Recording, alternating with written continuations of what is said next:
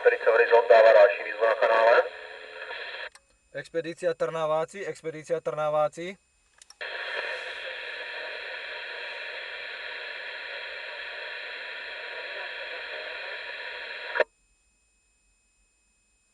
Expedícia Trnaváci je tu.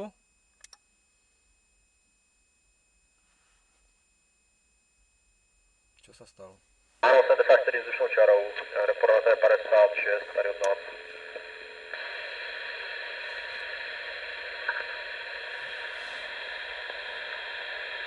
Já díky, 73 na tebe, takže Expedice Horizont dává další výzvu na kanále. Expedícia Trnaváci. Áno, takže Expedice Trnaváci, pobral som správne.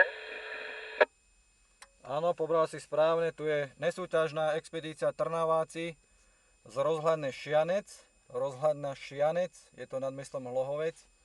A napíšte si lokátor, je Jozef Neruda 88 Václav Jozef a prichádzate sem 5-kové rádio, 4 signál.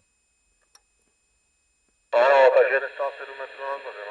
270 metrů nad mořem, jinak 111 km mezi náma. Jinak report tady od nás 55 na tebe, jo? No 45 spíš. Výborne, ešte nás skúste dať lokátor. Áno, promiň, jinak náš lokátor, my jsme Expedice Horizont, Kouta Keltský Javorník, náš lokátor Josef Neruda, 89, Václav Josef, jo, od Majku Petr Fisták, 111 km zapisuje zvýrazně. Výborné chlapci, takže máme zapísané to všetko pobraté. Takže sa rozlúčime, držíme palce, ešte kopec spojeníčok. Tu je Expedícia Trnaváci, od mikrofónu Boris Trnava, zapisovateľ Alan Trnava a 7-3 za vami. Čau, čau. Jo, čau, 73, takže Expedice Horizont.